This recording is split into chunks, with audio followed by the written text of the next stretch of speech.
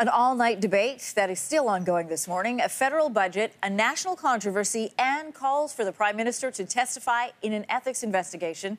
NDP leader Jagmeet Singh's first week as a sitting member in the House of Commons has been a busy one, to say the least. He is joining us from Ottawa this morning. Mr. Singh, you've been in and out, I understand, from this voting process all night. That debate's still ongoing in the House of Commons. How's it going this morning? It is. Yeah, there's votes going on, some record-breaking votes here. We went all night long, and it's continuing this morning as well. I want to get your comments on SNC-Lavalin. Conservative leader Andrew Scheer says the House Ethics Committee will look into the Liberals' handling of it. And you have called on the Prime Minister and everyone involved with the matter to testify before that committee. But Jane Philpott saying in an interview with Maclean's that came out today, she's not confident that the Ethics Committee can get the full story here. How does your party plan to keep making sure Canadians have all the facts when it comes to SNC? Well, we saw from the Justice Committee that was Liberal-dominated, because there was a Liberal majority, that they were unwilling to call the witnesses that we needed to hear from. So I've been calling for a public inquiry. New Democrats believe at this point the only way to get to the truth is an independent public inquiry with a broad mandate, a judge who's got independence, who can hear from all the witnesses, make sure that they can hear from all the testimony they need to hear from.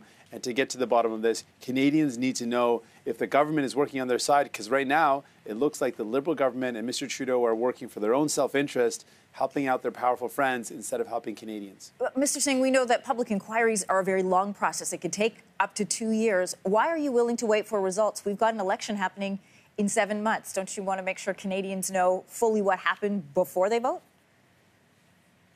Well, I absolutely want all the work that we can do to continue to happen. I know that there's now efforts to make the testimony appear before the Ethics Committee. But what we've seen before in the committees is that the Liberal Party has a majority. And since they have a majority, they can block witnesses, they can refuse to call witnesses, like in the case of Ms. Wilson-Raybould, who we wanted to hear from again, given some of the rebuttal testimony that she could bring forward in light of what Mr. Butts has said.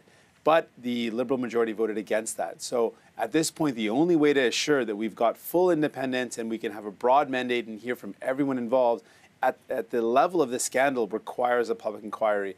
I'm confident that is the way we need to go. There's other things we can do, and we'll continue to do those things, but there is no other way to get to the broadest mandate and the most effective way to get to the truth than a public inquiry. You were not impressed with the Liberals' budget that came out this week. When you and I spoke before it was rolled out, you said your chief concerns were housing and prescription drug costs. This budget includes a first-time homebuyers incentive, and it created an agency with the goal of making prescription drugs more affordable. Why don't these measures go far enough, in your opinion? Well, what we wanted is a universal medication for all system, publicly delivered and comprehensive. What we received is nothing like that at all. It opens a door to a US-style patchwork system that won't cover all Canadians. Millions of Canadians will be left uncovered in the current proposal. Their proposal is not even a real concrete plan. It's a future potential to do something as opposed to doing something now.